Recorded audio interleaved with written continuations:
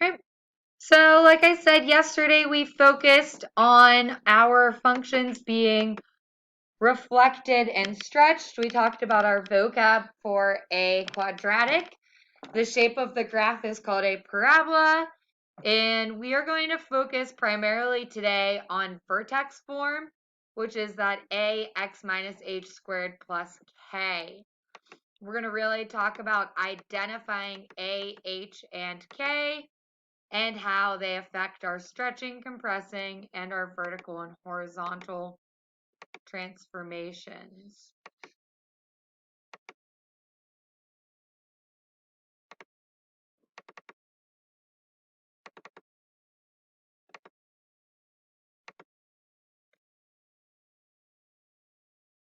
So using our knowledge of vocab and going through that review, a quadratic function is anything raised to the second power.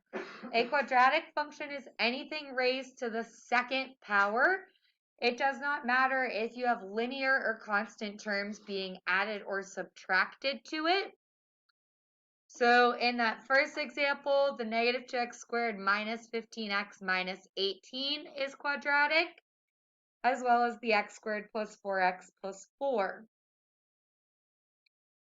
Anything not quadratic will not have an x squared term, or will have a term greater than x squared with our x squared term. So if you had x cubed and x squared, that's not a quadratic because the highest power takes on the type of function.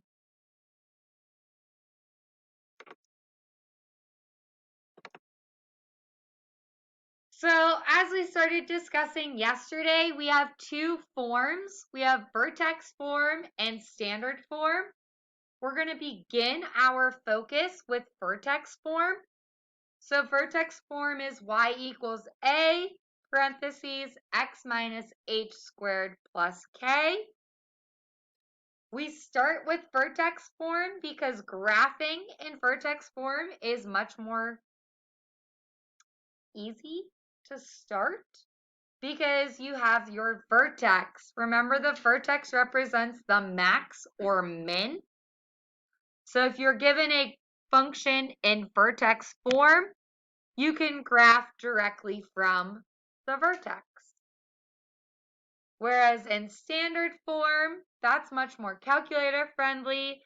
We're maybe going to use that form more to factor.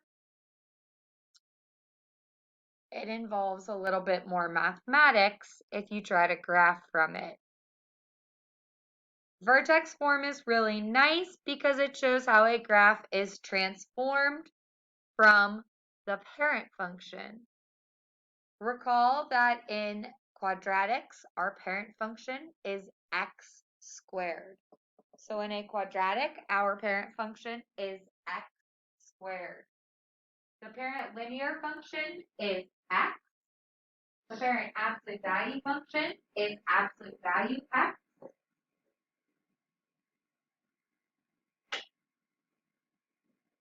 And so on.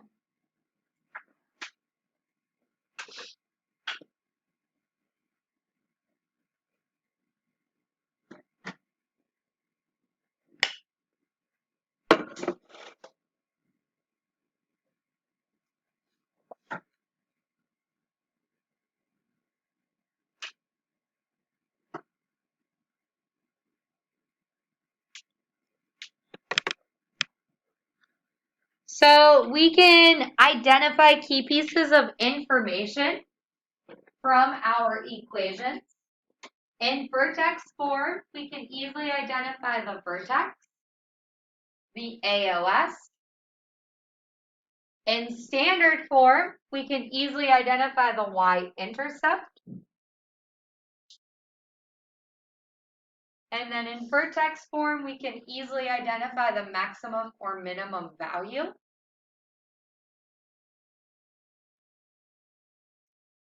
And then in the standard form column, that negative b divides 2a, where b and a are coming from the coefficients in standard forms, ax squared plus bx plus c.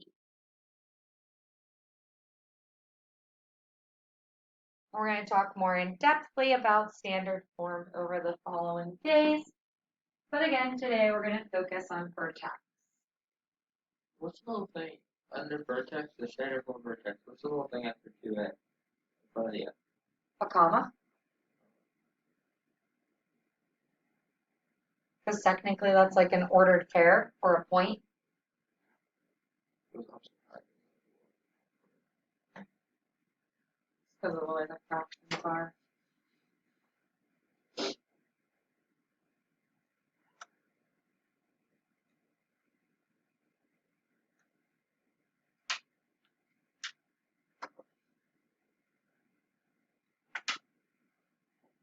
This is the hardest unit of the year. I think it's the first time we get like information in here that's more new to you. If that makes sense. Like I think everything we do from here on out will build on this. So like this is quadratics. We're going to focus a lot on quadratics for a whole chapter.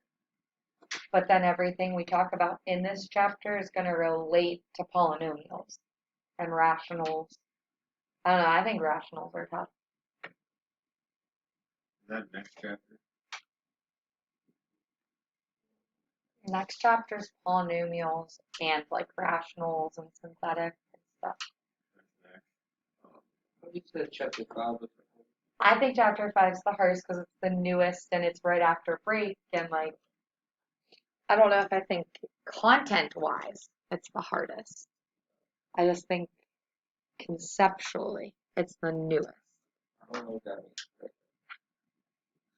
Everybody excels in their own way. All right, questions, comments, concerns on that chart. This chart is going to be like your best friend because it's going to be what you reference for the rest of like 5.1 and 5.2.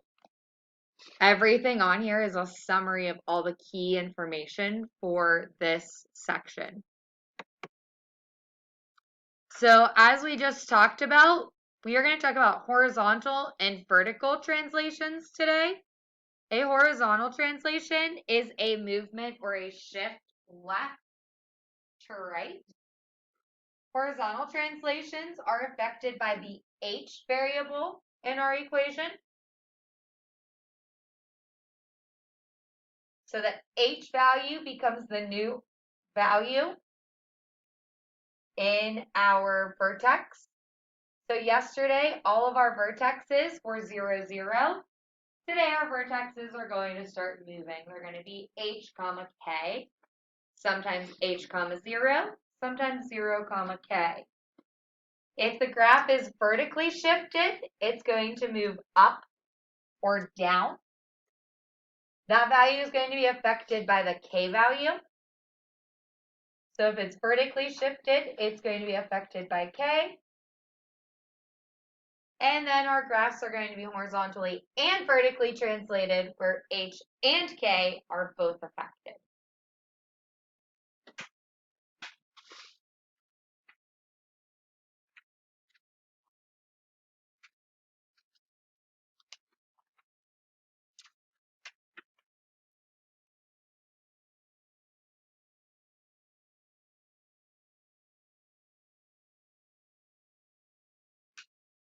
Okay. So for each equation without graphing, we can interpret information about our vertex.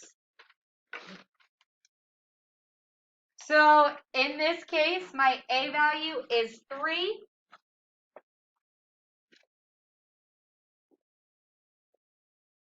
My h value, just like in absolute values, is the opposite of what's in the parentheses. So since that's x minus 4, my h value is 4. And my k value is negative 2. So what that tells me is that my vertex is at 4, negative 2.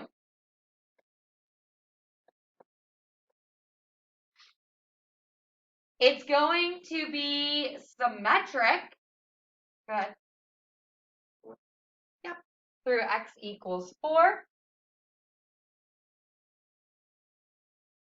Is my a value positive or negative?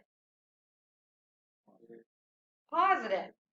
So since my A value is positive, my graph opens up, or kind of looks like a smile.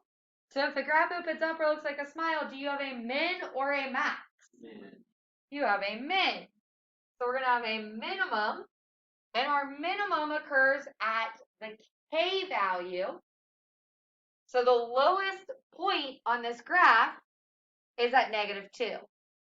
So this graph has a min at -2. The domain of a quadratic is the same as the domain of a line and the same as the domain of an absolute value, which means the domain is all reals. The range is like that of an absolute value. It's going to be inclusive of the y values from our min or my max up or down. So what do you think, Avery? -2. Perfect. So in interval notation, it would be -2 to infinity.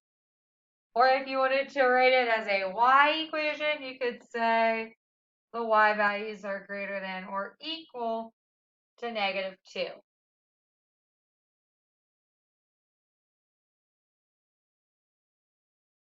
So we have all this key information we got from the graph without even graphing our graph.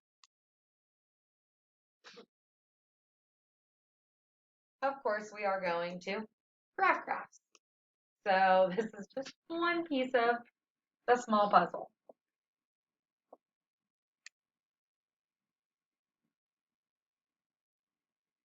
What's the vertex for this problem? Yeah, you flip-flopped it.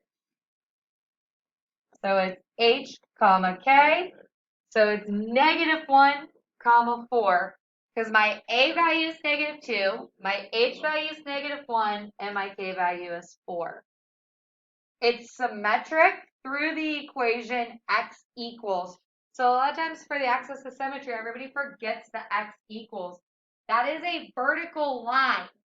A vertical line needs x equals. So it's x equals the h value, which is -1. This time, my a value is negative, so my graph opens like a frown. Therefore, it has a at k, which is 4.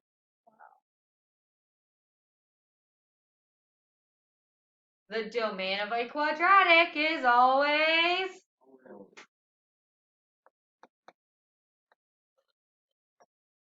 and the range, that is definitely a parenthesis, not a bracket, because that's important. The range is with respect to the y value of the k. It includes that k value though. So in this case, its max is at 4, but the graph is open down. So you need to make sure you start at -infinity and go up to +4. I'm pretty sure on the last slide I did not put a bracket. This should be, and I apologize, a bracket on -2.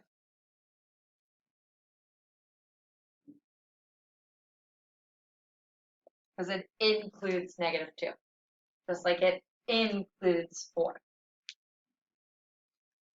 It is incorrect to write 4, -infinity. It is incorrect to write 4, -infinity. So make sure you have it in correct order or number line order.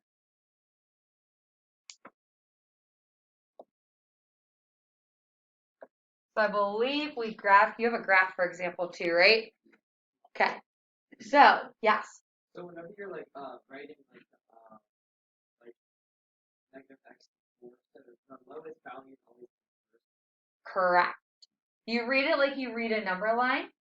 So like a number line always starts with negatives and goes to positives. So when you write your stuff in interval notation, you have to go the negatives to the positives or like the smallest value to the highest.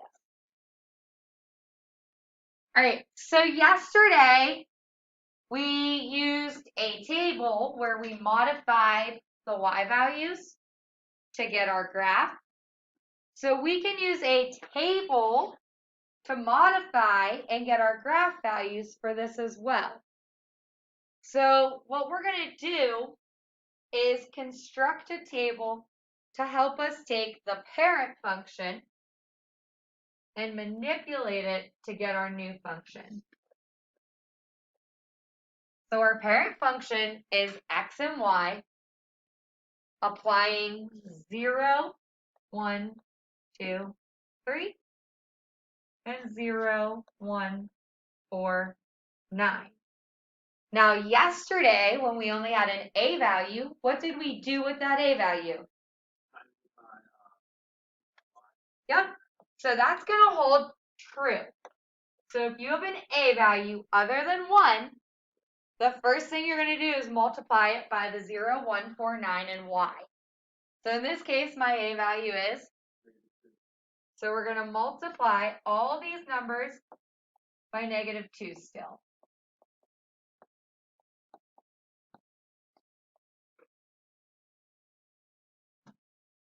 An h value of -1 tells me that my graph goes what direction?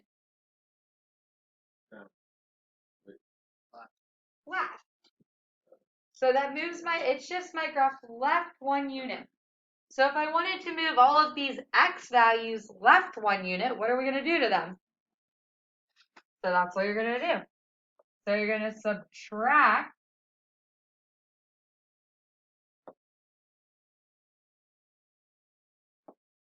or add, depending on what your h value is to your problem.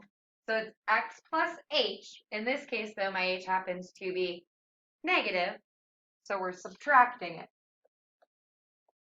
But it's like adding a -1. How do you think, or which part do you think the k value would affect?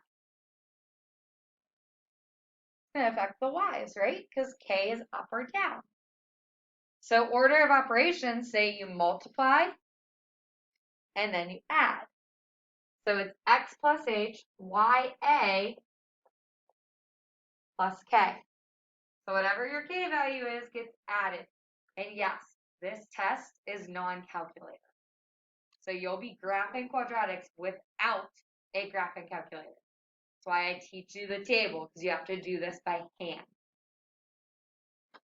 Because I know how easy it is to just get a table on a calculator or plug numbers in. But we will be doing this by hand. So my k value is 4.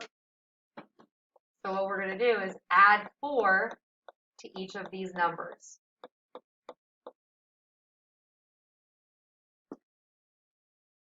So my new points, or the points on this graph, starting with my axis of symmetry, are going to be -1, 0, 1, 2. And then my y values are 0 plus 4, so 4, -2 plus 4, so 2, -8 plus 4, -18 plus 4, so you can see how the graph has a max at 4. The y values are going down. It's going to make my graph open down. And then after you get those 4 points, we know the graph is symmetric. So if it goes down 2 and right 1, it goes down 2 and yeah. So let's graph this now.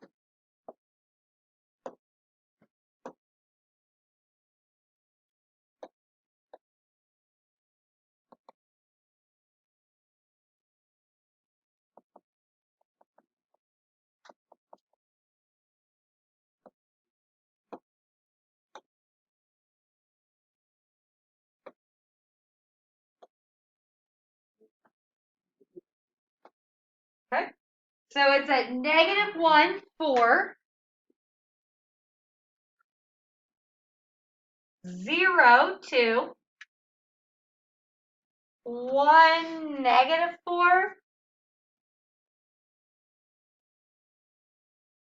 and then 2 and negative something, 14. Yeah. So again, it's symmetric through this line right here. This is my AOS. So that means if this goes down 2 and over 1, it goes down to right 1. If it goes down 8 and over 2, this goes down 8 and left 2.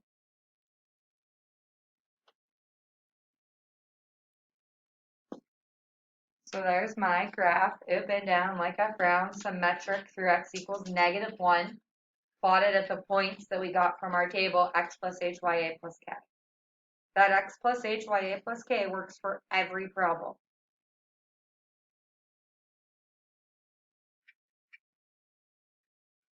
Okay?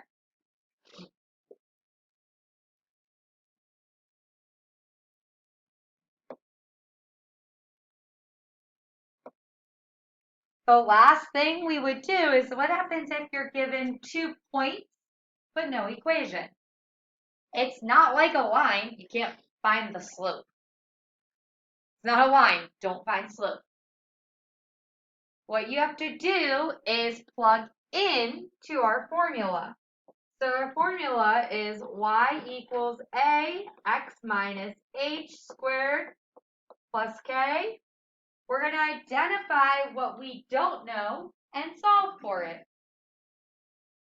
So we're told that this has a vertex of 3, 7. So if it has a vertex of 3, 7, the 3 represents what value? And the 7 represents, so we're going to plug in a 3 and a 7. It goes through the point 9, 4. How can I utilize the 9 and the 4? X and Y. Because this is just an ordered pair. And what's an ordered pair? But X and Y. So we're going to plug 4 in for Y and 9 in for X. So what am I missing? I'm missing or looking for A. So in order to get this equation in vertex form, I need to find A. So at this point, I'm just going to do math. What's 9 minus 3? 6 squared. Okay, cool. Order of operations, say parentheses and exponents are step 1. So you get 4 equals 36a plus 7. Next order of operations is to isolate our variable we're solving for. So subtract 7 from both sides.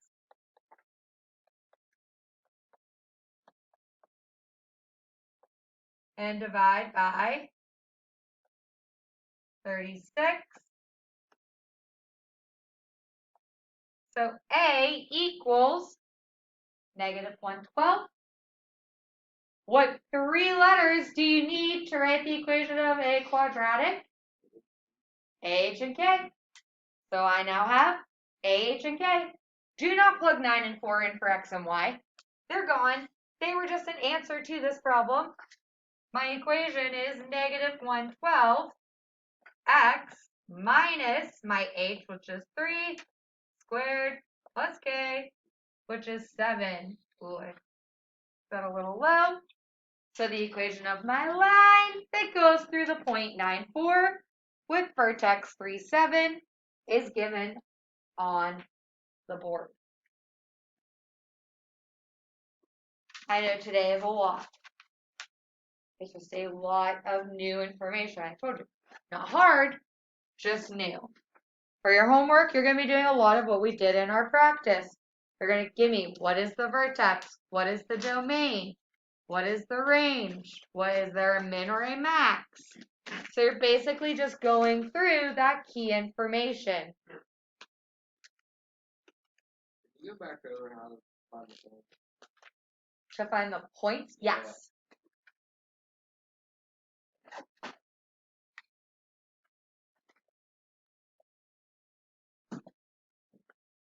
All right. So, H, A, and K are what changes for every quadratic.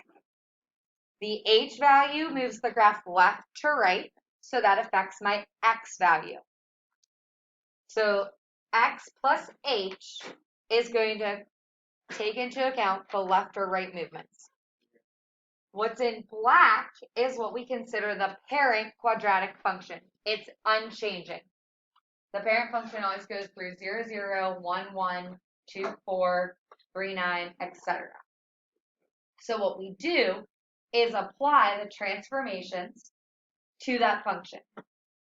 So in this case, the first transformation is h equals -1, which moves my graph left 1. So we take the parent function and shift it 1 unit to the left. That gives me my new x values. The parent y values are 0, 1, 4, 9. In terms of multiplying and adding or subtracting, we square first and then multiply. So now we've moved my graph 1 unit to the right, or to the left, sorry. Now we're going to stretch it. That's the A. However, my graph is both stretched and reflected. So that's why we multiply by the -2. So what you've done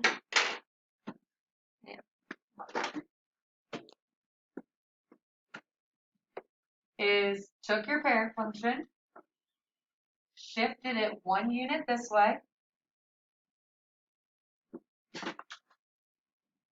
Now you've reflected it down. That's the negative on the A.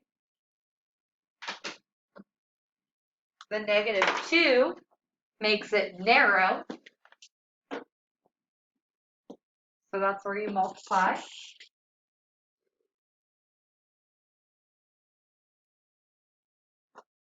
The +4 moves it up. So the last transformation we account for is the movement up.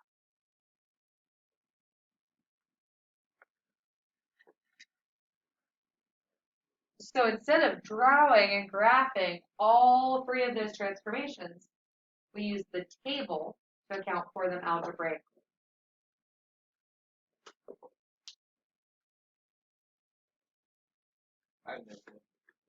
Okay. I mean, I think after you practice a couple of them. I don't understand why you're not multiplying the whole x plus h by -2. This creates a table that works every single time systematically. What you're trying to do by squaring, multiplying by -2 and adding 4 is essentially plugging in an x value and solving for y every single time. Which, as the numbers get bigger, you need to know where is my vertex, and you don't necessarily want to have to do that every time, because it's just gonna make your math harder.